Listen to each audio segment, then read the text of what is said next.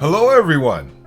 Hope you're ready for another adventure, because today, Wayne reads The One and Only Ivan by Catherine Applegate. Always remember that as we read these stories, you can hit the CC button in your YouTube link to be able to follow along. I have another surprise for you. With all these parts that we've been doing in this book, we've had a lot of characters come join us. Guess who's joining us today? It's Bob! Say hello, Bob. Are you ready to start this adventure? Looks like Bob is ready to start. Let's jump in. Home of the one and only Ivan. George and Mac are out by the highway. I can see them going through one of my windows. They are next to each other on tall wooden ladders, leaning against the billboard that tells the cars to stop and visit the one and only Ivan, mighty Silverback. George has a bucket and a long-handled broom. Mac has pieces of paper. He slaps one against the billboard. George drips the broom into the bucket. He wets the paper with the liquid on the bucket, and somehow the paper stays in place. They put up many pieces before they are done. When they climb down from the ladders, I see that they've added a picture of a little elephant to the billboard. The elephant has a lopsided smile. She is wearing a red hat, and her tail curls like a pig's. She doesn't look like Ruby. She doesn't even look like an elephant. I've only known Ruby one day, and I could have drawn better. Art lesson. Ruby asks a lot of questions. She says, "Ivan, why is your tummy so big? And have you ever seen a green giraffe? And can you get me some of those pink clouds that the humans are eating?" When Ruby asks, "What is that on your wall?" I explain that it's a jungle. She says the flowers have no scent, and the waterfall has no water, and the trees have no roots. I'm aware of that, I say. It's art. A picture made with paint. Do you know how to make art? Ruby asks. Yes, I do, I say, as I puff up my chest just a little. I've always been an artist. I love drawing. Why do you love it? Ruby asks. I pause. I've never talked to anyone about this before. When I'm drawing a picture, I feel quiet inside. Ruby frowns.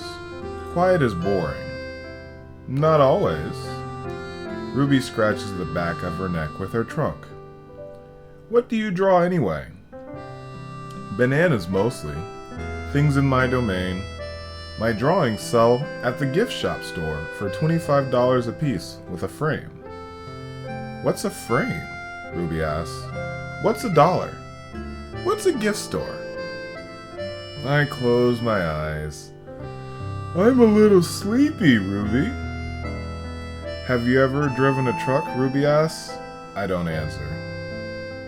Ivan, Ruby asks, can Bob fly? A memory flashes past, surprising me. I think of my father, snoring peacefully under the sun, while I try every trick I know to wake him. Perhaps, I realize, he wasn't really such a sound sleeper after all. Interesting. You think so too, right, Bob? Thought so. How's that foot, old girl? George asks Stella. Stella pokes her trunk between the bars. She inspects George's right short pocket for the treat he brings her every nightfall, without fail. George doesn't always bring me treats. Stella's his favorite. But I don't mind. She's my favorite too. Stella sees that George's pocket is empty. She gives George a frustrated nudge with her trunk, and Julia giggles. Stella moves to George's left pocket and discovers a carrot. Nimbly, she removes it. Mac walks past. Toilet's plugged up in the men's bathroom, he says. Big mess. I'll take care of it, George sighs. Mac turns to leave. Before you go, Mac, George says, you might want to take a look at Stella's foot. I think it's infected again. Darn thing never does heal up right. Mac rubs his eyes. I'll keep an eye on it. Money's tight, though. Can't be calling the vet every time she sneezes. George strokes Stella's trunk. She inspects his pocket one more time, just in case. Sorry, girl, he says, as he watches Mac walk away. Ivan? Bob? I blink. The dawn sky is a smudge of gray flecked with pink, like a picture drawn with 2 crayons. I can just make out Ruby in the shadow, waving hello with her trunk. Are you awake? Ruby asks. We are now, says Bob. Aren't Stella still asleep? And I don't want to wake her, 'cause she said her foot's hurting it all. But I'm really, Ruby pauses for a breath, really bored. Bob opens one eye. You know what I do when I'm bored? What? Ruby asks eagerly. Bob closes his eyes.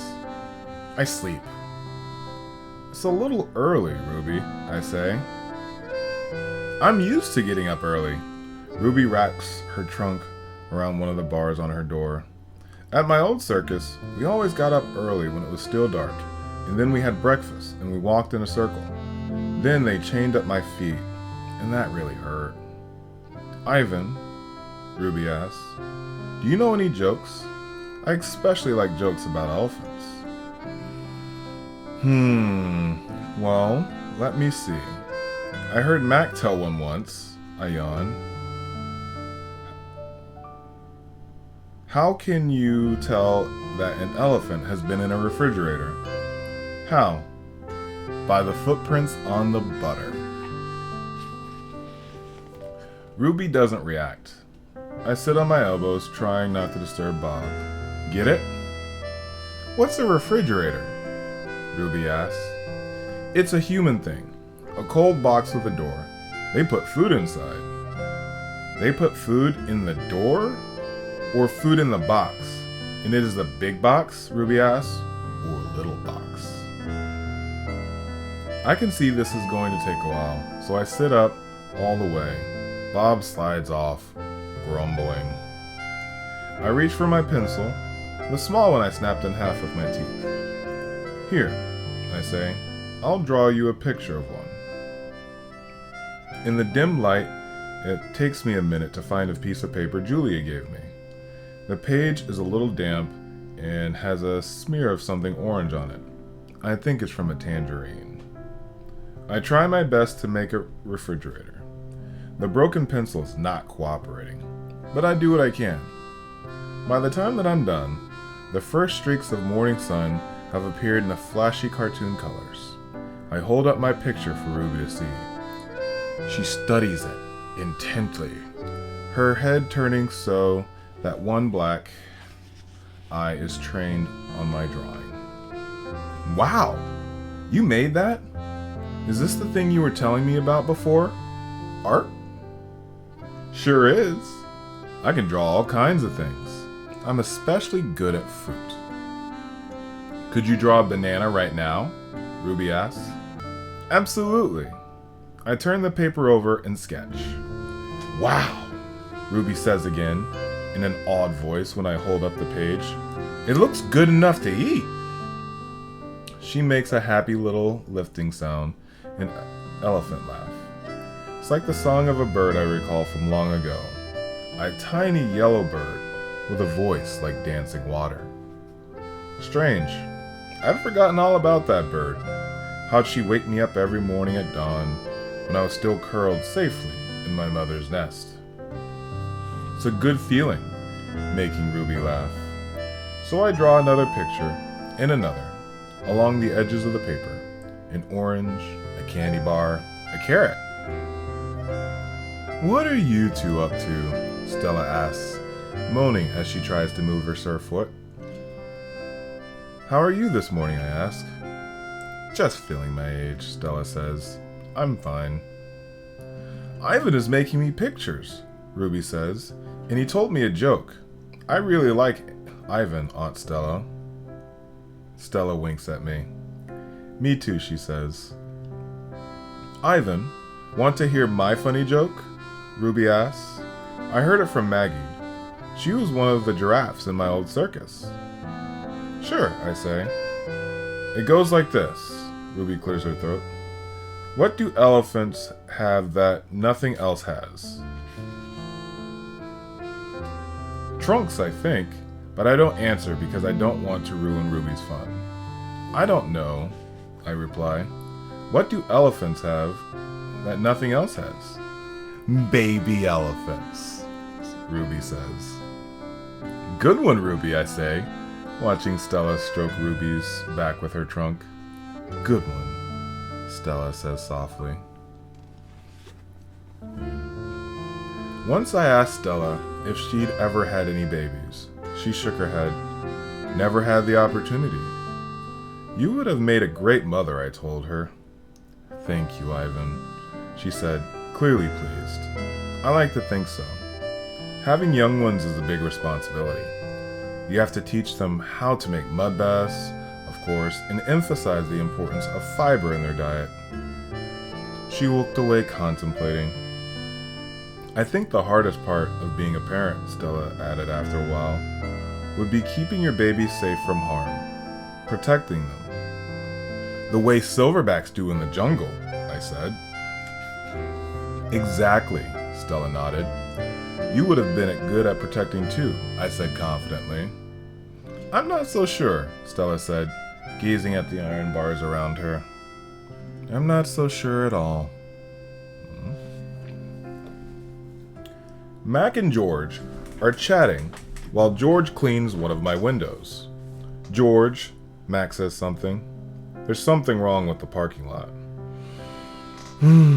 George sighs. I'll take a look as soon as I'm done with this window. What's the problem? There are cars in it. That's what's wrong. Cars, George! Mac breaks into a grin. I think things are actually starting to pick back up. It's gotta be the billboard. People see a baby elephant, and they just stop and spend their hard-earned cash. I hope so, George says.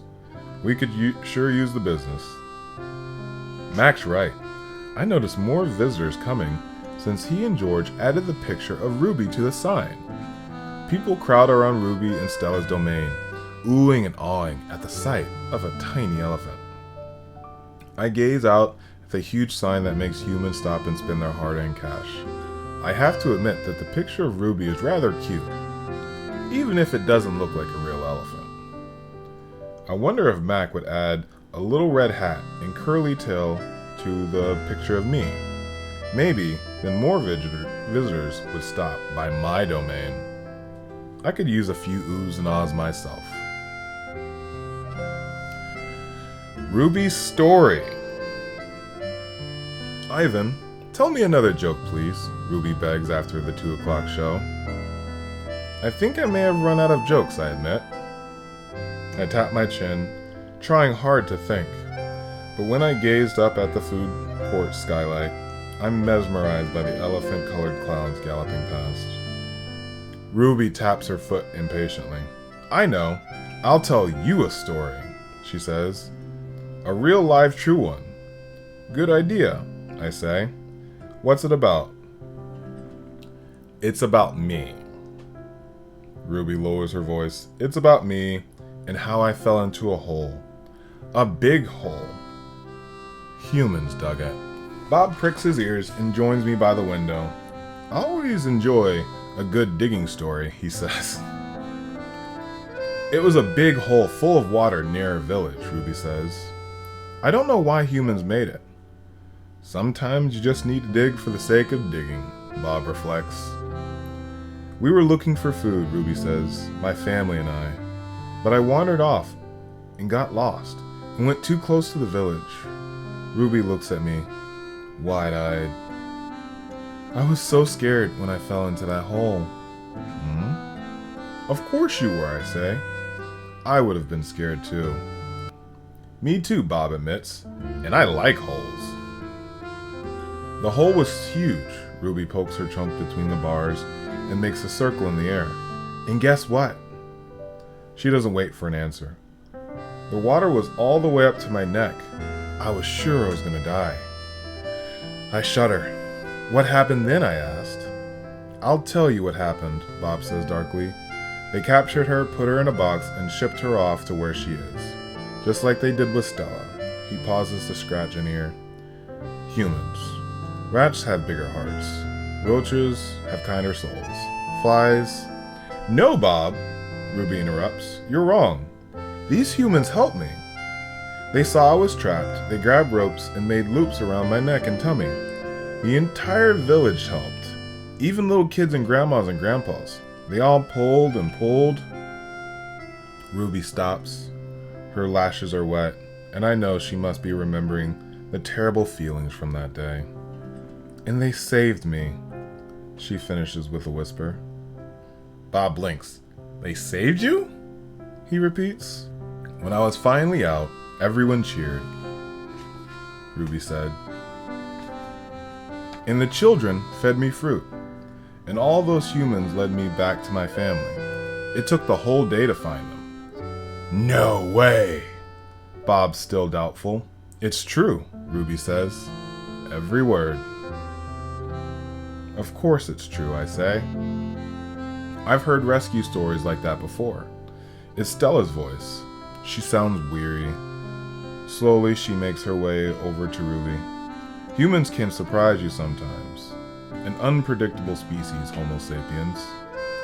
Bob still looks unconvinced. But Ruby's here now, he points out. If humans are so swell, who did that to her? I send Bob a grumpy look. Sometimes he doesn't know when to keep quiet. Ruby swallows, and I'm afraid she's gonna cry. But when she speaks, her voice is strong. Bad humans killed my family, and bad humans sent me here. But that day in the hole, it was humans who saved me. She leans her head on Stella's shoulder. Those humans were good. It doesn't make any sense, Bob says. I just don't understand them. I never will. You're not alone, I say, and I turn my gaze back to the racing gray clouds. And that ends another part of the one and only Ivan. Ruby's really starting to open up. I'm really excited that she's here. I'm also excited that you were here to help us out, Bob, even if you don't trust me as a human. Hopefully, we'll see you for the next adventure. And hopefully, we'll see you for the next adventure with Wayne Reads. Take care. Hope to see you next time. Bye-bye.